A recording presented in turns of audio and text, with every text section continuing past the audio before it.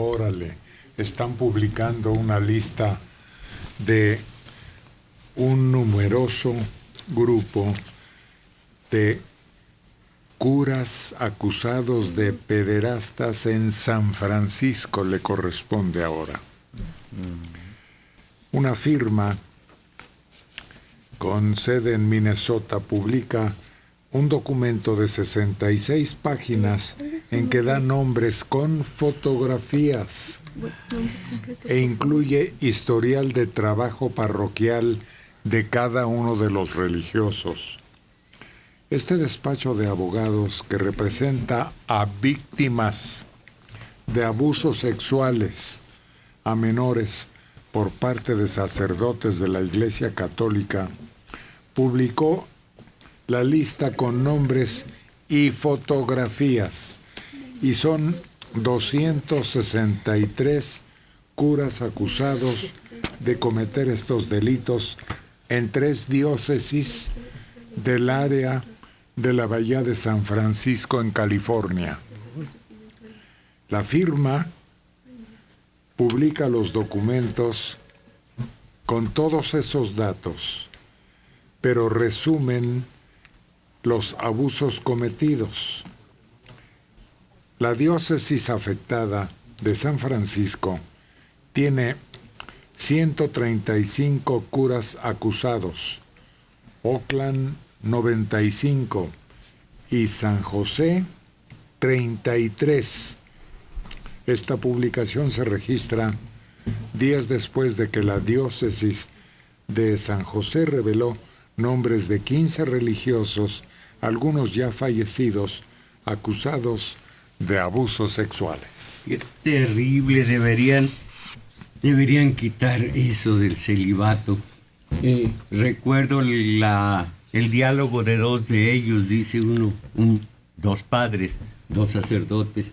Oiga, padre, ¿cree usted que algún día nos permitan tener mujer? Dice el otro padre, es muy difícil. Quizá nuestros hijos lo vayan a ver, pero por ahora no. Nuestros nietos. Parecería una campaña, Sí. pero desde el interior de la iglesia. Yo no estoy tan segura de que quitando el celibato se solucione, porque dice el maestro que se les permitirá tener mujer, pero ¿se les permitirá tener niños? Porque eso es lo que ellos buscan. Fíjate que hay un grupo muy numeroso de pastores en donde se registran casos, pero no en forma tan abundante. No. Pero es que las condiciones de celibato hacen que gravite hacia esa organización el número de personas con esas tendencias, porque encuentran los medios ideales para poderlas satisfacer, sus inclinaciones, que no encontrarán en otro lado. Tienen protección, tienen forma de vida, tienen acceso a niños o niñas en algunos casos. Entonces, ese es el problema. El celibato, si se quitara mañana, pues no pasaría nada. Seguirían todos los pederastas pues ejerciendo. Necesitarían pasar siglos, un siglo por lo menos, para que se equipare la población sacerdotal con la población común y corriente. Plomeros, por ejemplo. Pero también hay que ser justos, hay que entender que de miles y miles de sacerdotes que hay y que se atienen a las reglas del celibato, unos cuantos son los que pecan de esta manera, pero son muy notorios los hechos. Aquí, pues, ¿quién se equipara a Marcial Maciel? Yo notaba en las charlas a propósito que hay un país que no ha dado esa nota discordante, España, en donde la religión tuvo un arraigo, bueno, casi de tiempo,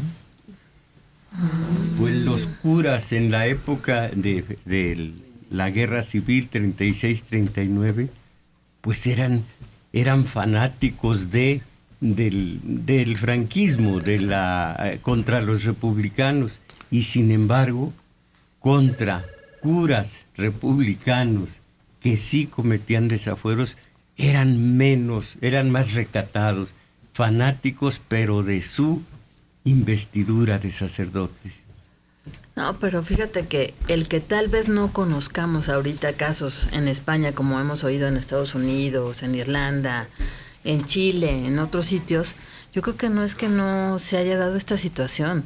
Tal vez yo lo vería más enfocado hacia que las personas lo ocultan todavía, porque aquí en nuestro país se ha dado, y sin embargo lo han manejado con muchas pincitas para que no se hagan los escándalos monumentales que se han dado en otros sitios, más no quiere decir que no se dé. Sí, simplemente si alguien denuncia no le hace caso. No se ha pasado. ¿Por qué? Porque la judicatura es en general de esa ideología, y dicen, ay no, ¿cómo va a ser? El padrecito no va a hacer eso. No es y no capaz. proceden en contra de ellos. Los escándalos religiosos más importantes en España se dieron cuando pretendían que los niños fueran arrebatados a sus padres para que los pudieran en instituciones o en otras familias como adopción apegarlos a la religión. Y entonces se vino una secuela de que las monjas en los sitios de adopción recibieron muchos de esos niños y los distribuían, pero ya como un negocio. Sí. Y hubo muchos escándalos que han sobrevivido a estos días. Hablando de escándalos, el Fondo de Cultura Económica publicó un libro que se llama Historia de los Papas. Lee uno cuántos papas han dado que hablar, y creo que hay uno o dos en la historia de los papas que ha salido bueno. Alejandro VI, uno de ellos. No, Alejandro VI fue terrible. Lo peorcito. Los Borgia. Sí, pues él fue la cabeza, que en realidad era Borja, español, pero lo que hizo él con su hija, lo que hicieron sus hijos, lo que hicieron todos ellos, fue de escándalo. Pero no únicamente ese papa. La historia de los papas dice cómo todos, de alguna manera, en aquellas épocas, eran, entre otras cosas, fallaban en su ministerio. Además, tenían tanto poder en Europa que eran dueños de vidas y haciendas, auténticamente. Claro. Esa era la postura de los papas. Ellos podían permitir que se separara una pareja, desde luego de la nobleza, o prohibir que se casaran, pero todo les redituaba. Todo tenía un costo.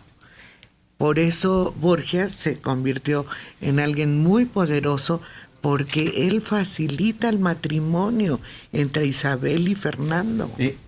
El derecho divino de los reyes lo inventaron ellos, de modo tal que tenían de la gamarra a los monarcas de Europa.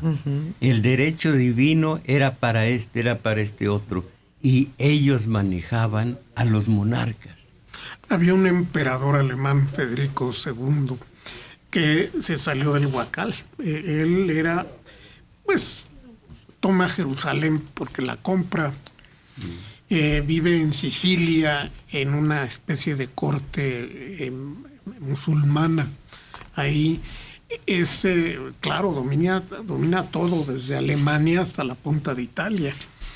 Pero el Papa, para otorgarle el perdón, lo hace hacer penitencia, cubriéndose de ceniza frente a su castillo en Canosa. Pero ese fue Enrique IV, que después, eso fue para quitarle la excomunión. Estaba excomulgado. Y otra maniobra de los papas decían, este está excomulgado, quiere decir ya no puede ser rey. Y como ya no puede ser, los vasallos no tienen por qué obedecerlo. Entonces le quitaban el poder con solo la excomunión.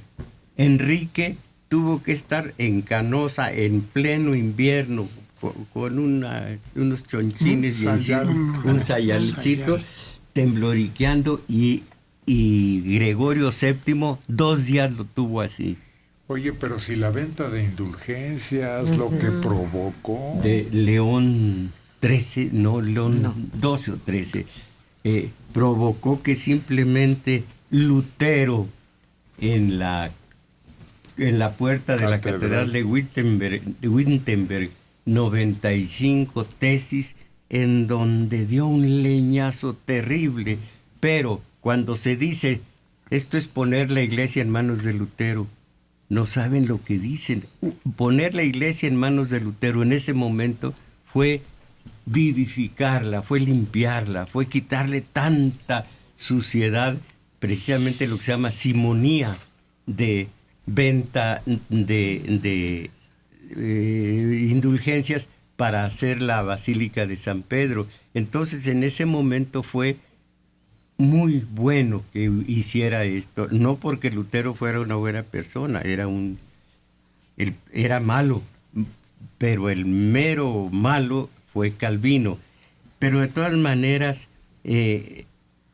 esa venta y todo lo que era de mala la Iglesia Católica en ese momento, la limpió Lutero.